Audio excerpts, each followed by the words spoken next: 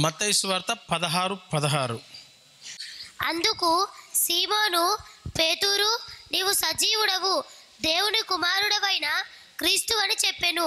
అందుకు యేసు, సీమోను బర్యోనా, నీవు ధన్యుడవు, పరలోకమందున్న నా తండ్రి ఈ సంగతి నీకు బయలుపరచలే కానీ నరులు నీకు బయలుపరచలేదు. పేతురుకి పరలోకం నుంచి రెవల్యూషన్ వస్తుంది.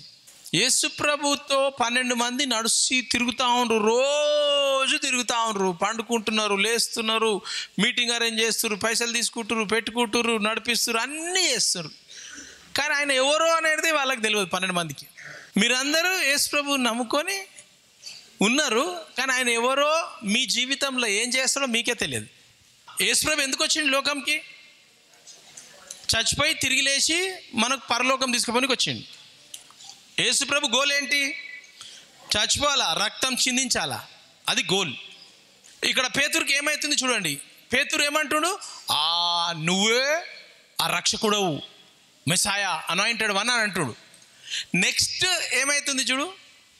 పరలోక రాజ్యం యొక్క తాళపు చెవులు నీకిచ్చేదను, నీవు భూలోకమందు దేన్ని బంధించుదువో అది పరలోకమందును బంధింపబడును. పేతురు ఏమైతుంది? తాళం ఇచ్చేసినట్ట పేతురుకి. నీ చేతిలో తాళం ఇచ్చేస్తున్న పేతురు, ఎందుకంటే నీకు తెలిసింది అని యేసుప్రభు మీకు తాళాల చేతులు ఇచ్చేసిండు. తర్వాత భూలోకమందు దేన్ని విప్పుదువో అది పరలోకమందును విప్పబడునని. భూలోకంలో నువ్వు ఏ బంధిస్తావో ఏం విడుదల చేస్తావో అది అవుతుందంట. నెక్స్ట్ అతనితో చెప్పాను. అటు పిమ్మట దాని తర్వాత ఏమైంది చూడండి. ఈయన అనాయింటింగ్, ఫుల్ అనాయింటింగ్ లో ఉన్నాడు మనోడు. అనాయింటింగ్ లో ఉండి ఎవరికి ఆ పరలోకం నుంచి ఆ మెసేజ్ రాలే. పేతురుకి ఒక్కొనికి వచ్చింది. 11 మంది ఉన్నారు, వాళ్ళకి రాలే. పేతురుకి ఒక్కొక్కడికి వచ్చింది. ఆ అనాయింటింగ్ పరలోకం నుంచి వచ్చింది. పరలోకం తాళం ఇచ్చేసిండు యేసుప్రభు దేవుడు. పరలోకం తాళం ఇయ్యంగానే వినండి ఏమైతుంది ఇక్కడ. అటు పిమ్మట తాను క్రీస్తు అని ఎవరితోనూ చెప్పవద్దని ఆయన తన శిష్యులకు ఖండితముగా ఆజ్ఞాపించెను. అప్పటి నుండి తాను యెరూషలేమునకు వెళ్ళి పెద్దల చేతను ప్రధాన యాజకుల చేతను శాస్త్రుల చేతను అనేక హింసలు పొంది చంపబడి 3వ దినమున లేచుట అగత్యమని యేసు తన శిష్యులకు తెలియజేయ మొదలు పెట్టగా. ఏం చెప్తున్నాడు? మీకు అందరికి హెవెన్ నుంచి డైరెక్ట్ మెసేజ్ వచ్చింది. వచ్చిన తర్వాత యేసుప్రభు అన్నాడు, అమ్మా నా best these guys, very good, I'm very proud of you. Heaven నుంచి మెసేజే కాదు, హెవెన్ కీస్ కూడా మీకు ఇచ్చేస్తున్నా.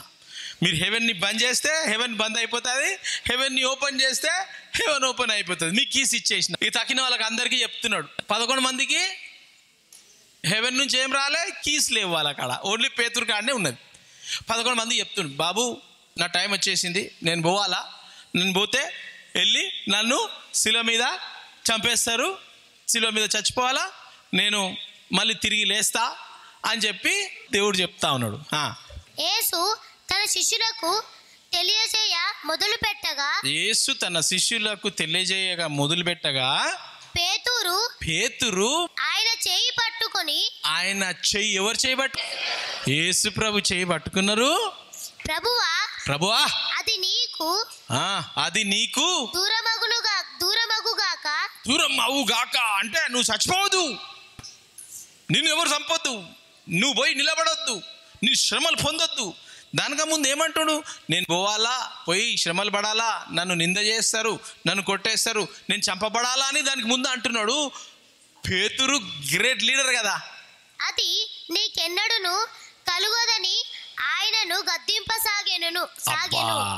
యేసు ప్రభును గద్దిస్తున్నాడట, కోపం చేస్తుండే యేసు ప్రభుని. నువ్వేం మాట్లాడుతున్నట్లా, మాట్లాడొద్దు అని.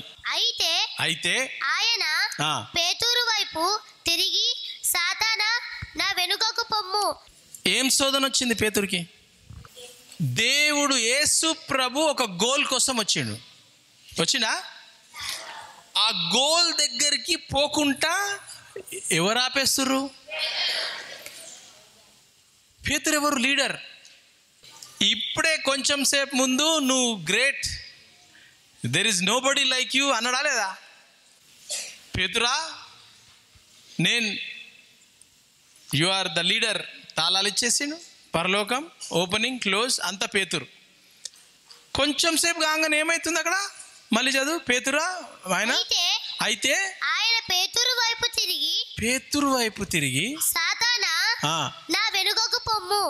ఏమైంది? నిలబడ్డ వాళ్ళందరికీ ఏమైంది? యేసుప్రభుతో డైరెక్ట్గా ఉన్నాడు ఆయన. యేసుప్రభుతో డైరెక్ట్గా ఉన్నాడు.